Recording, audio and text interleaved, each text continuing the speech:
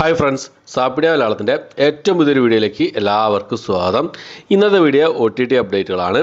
ഏറ്റവും പുതിയതായിട്ട് വന്നിരിക്കുന്ന കുറച്ച് സിനിമകളുടെ അപ്ഡേറ്റുകളുണ്ട്, റിലീസ് അപ്ഡേറ്റ് കാര്യങ്ങളുണ്ട്. അതുകൂടാതെ ഇന്ന് ഓൾറെഡി റിലീസ് ചെയ്തിരിക്കുന്ന സിനിമകളും സീരീസുകളും ഇന്ന് രാത്രി 12 മണിക്ക് ശേഷം റിലീസ് ചെയ്യാൻ തയ്യാറെടുക്കുന്ന സിനിമകളും സീരീസുകളും ഏതൊക്കെയെന്നുള്ളതാണ് ഇന്നത്തെ വീഡിയോയിൽ നമ്മൾ പരിശോധിക്കാൻ പോകുന്നത്. ഇന്ന് ശരിക്കും പറയാതെ ഇന്ന് 18ഓളം റിലീസുകളാണ് ഇന്ന് റിലീസ് ചെയ്തിട്ടുള്ളത്. ശരിക്കും ഇന്നൊരു OTT റിലീസ് ചാകര തന്നെയാണ്. സർപ്രൈസ് റിലീസുകളും ഉണ്ട്. നമ്മൾ ഡൊമിനിക്കാറിൻ്റെ സിനിമ പിന്നെ ഇന്ന് സർപ്രൈസ് ആയിട്ട് ആമസോൺ പ്രൈമിൽ റിലീസ് ചെയ്യുന്ന പ്രതീക്ഷിച്ചിരുന്നു. പക്ഷേ ഡൊമിനിക് എന്താ ലേഡീസ് പേഴ്സ് കാരണം നമ്മുടെ മമ്മൂക്കയുടെ സിനിമ. പക്ഷേ ആ ഒരു സിനിമയ്ക്ക് പകരം വേറൊരു സിനിമയാണ് ആമസോൺ പ്രൈമിൽ റിലീസ് ചെയ്തിട്ടുള്ളത്. വേറെ ഒരു സിനിമയിലെ 2 സിനിമ വന്നിട്ടുണ്ട്. ഏതൊക്കെയാണെന്ന് നോക്കാം നമുക്ക്. അപ്പോൾ വീഡിയോ തുടങ്ങുന്നതിന് മുമ്പേ ആദ്യം തന്നെ ഒരു കാര്യം പറഞ്ഞോട്ടെ. എൻ്റെ ചാനൽ നിങ്ങൾ ആദ്യമായിട്ടാണ് കാണുന്നതെങ്കിൽ പ്ലീസ് സബ്സ്ക്രൈബ് മൈ ചാനൽ. അതുകൂടാതെ ഈ ബെൽ ബട്ടൺ കൂടി അതിൻ്റെ അടുത്തുള്ള ബെൽ ബട്ടൺ കൂടി ഇനേബിൾ ചെയ്യാൻ ശ്രമിക്കുകയെങ്കിൽ ഇതുപോലുള്ള OTT അപ്ഡേറ്റുകൾ, മൂവി റിവ്യൂസ് കാര്യങ്ങളൊക്കെ എത്രയും പെട്ടെന്ന് തന്നെ നിങ്ങൾക്ക് മുന്നിലെത്തുന്നതാണ്.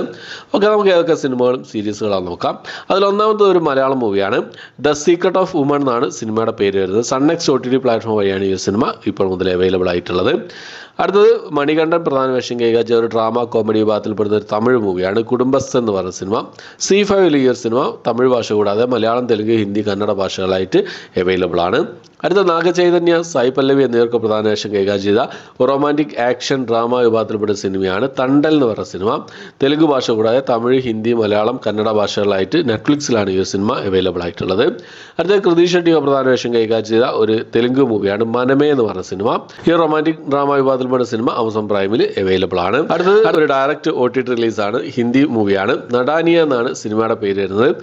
ഒരു റൊമാൻറ്റിക് ഡ്രാമ വിഭാഗത്തിൽപ്പെടുന്ന സിനിമയാണ്. ഹിന്ദി ഭാഷ കൂടാതെ തമിഴ്, തെലുങ്ക്, ഇംഗ്ലീഷ് ഭാഷകളായിട്ട് ഈ ഒരു സിനിമ നെറ്റ്ഫ്ലിക്സിലാണ് അവൈലബിൾ ആയിട്ടുള്ളത്. അടുത്തത് ഒരു തെലുങ്ക് മൂവിയാണ്. ഡ്രാമ, ഫാമിലി കോമഡി ഡ്രാമ വിഭാഗത്തിൽപ്പെടുന്ന ഒരു തെലുങ്ക് മൂവിയാണ്. ബാപ്പു എ ഫാദേഴ്സ് സ്റ്റോറി എന്നാണ് സിനിമയുടെ പേര് വരുന്നത്. തെലുങ്ക് ഭാഷ കൂടാതെ തമിഴ്, മലയാളം, ഹിന്ദി, കന്നഡ ഭാഷകളായിട്ട് ജിയോ ഹോട്ട്സ്റ്റാറിലാണ് ഈ ഒരു സിനിമ റിലീസ് ചെയ്തിട്ടുള്ളത്. അടുത്തത് ഒരു ഹിന്ദി ഡ്രാമ ഹിസ്റ്റോറിക്കൽ ഡ്രാമ വിഭാഗത്തിൽപ്പെടുന്ന ഒരു സീരീസാണ്. The walking of a nation എന്നാണ് സീരീസിൻ്റെ പേര് വരുന്നത്. ഹിന്ദി ഭാഷ കൂടാതെ തമിഴ്, തെലുങ്ക്, മലയാളം ഭാഷകളായിട്ട് സോണി ലിവിലാണ് ഈ ഒരു സീരീസ് അവൈലബിൾ ആയിട്ടുള്ളത്. അടുത്തത് ഒരു ഡ്രാമ കോമഡി വിഭാഗത്തിൽപ്പെട്ട സിനിമയാണ് കുഴന്തകൾ മുന്നേറ്റ കഴകം എന്ന് പറഞ്ഞ സിനിമ.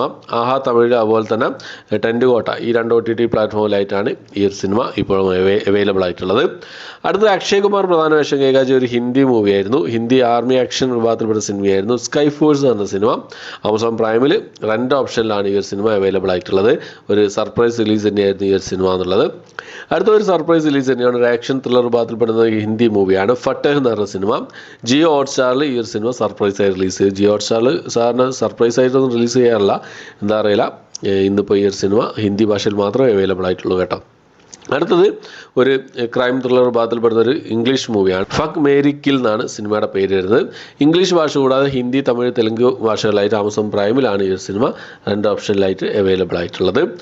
അടുത്തത് ഒരു ആമസോൺ പ്രൈമിൽ റിലീസ് ചെയ്ത ഒരു സർപ്രൈസ് റിലീസാണ്. ഒരു കോമഡി ഡ്രാമ വിഭാഗത്തിൽപ്പെടുന്ന ഒരു മലയാളം മൂവി. അതായത് ജോർജ് ജോർജ്, സുരാജ് വെഞ്ഞാറമൂട്, അലൻസിയർ എന്നിവരൊക്കെ പ്രധാന വേഷം കൈകാര്യം ചെയ്ത സിനിമയാണ് നാരായണീൻ്റെ 3 ആൺമക്കൾ എന്ന് പറഞ്ഞ സിനിമ. തിയേറ്ററിൽ പരാജയമായിരുന്നു ഈ സിനിമ എന്നുള്ളത്. ആമസോൺ പ്രൈമിൽ ഇപ്പോൾ സർപ്രൈസ് ആയിട്ട് ഈ സിനിമ റിലീസ് ചെയ്തിട്ടുണ്ട്. ഓക്കെ, അപ്പോൾ അടുത്തത് ഒരു സീരീസാണ്. ഒരു കൊറിയൻ ഡ്രാമ വിഭാഗത്തിൽപ്പെട്ട സീരീസാണ്. വെൻ ലൈഫ് ഗിവ്സ് യു ടാങ്ക്രൈൻസ് എന്നാണ് ഈ ഒരു സീരീസിൻ്റെ പേര് വരുന്നത്. ഫസ്റ്റ് സീസൺ ഇപ്പോൾ മുതൽ അവൈലബിൾ ആണ്. കൊറിയൻ ഭാഷ കൂടാതെ ഹിന്ദി, തമിഴ്, തെലുങ്ക്, ഇംഗ്ലീഷ് ഭാഷകളായിട്ടാണ് ഈ സീരീസ് നെറ്റ്ഫ്ലിക്സിൽ അവൈലബിൾ ആയിട്ടുള്ളത്. അടുത്തൊരു ജർമ്മൻ മൂവിയാണ്. ഡിലീഷ്യസ് എന്നാണ് സിനിമയുടെ പേര്. ഡ്രാമ ത്രില്ലർ വിഭാഗത്തിൽപ്പെടുന്ന ജർമ്മൻ മൂവിയാണ്. ജർമ്മൻ ഭാഷ കൂടാതെ ഇംഗ്ലീഷ്, ഹിന്ദി, തെലുങ്ക് ഭാഷകളായിട്ട് നെറ്റ്ഫ്ലിക്സിലാണ് ഈ ഒരു സിനിമ അവൈലബിൾ ആയിട്ടുള്ളത്. അടുത്തൊരു കന്നഡ ആക്ഷൻ വിഭാഗത്തിൽപ്പെടുന്ന സിനിമയാണ്. റോയൽ എന്നാണ് സിനിമയുടെ പേര് വരുന്നത്.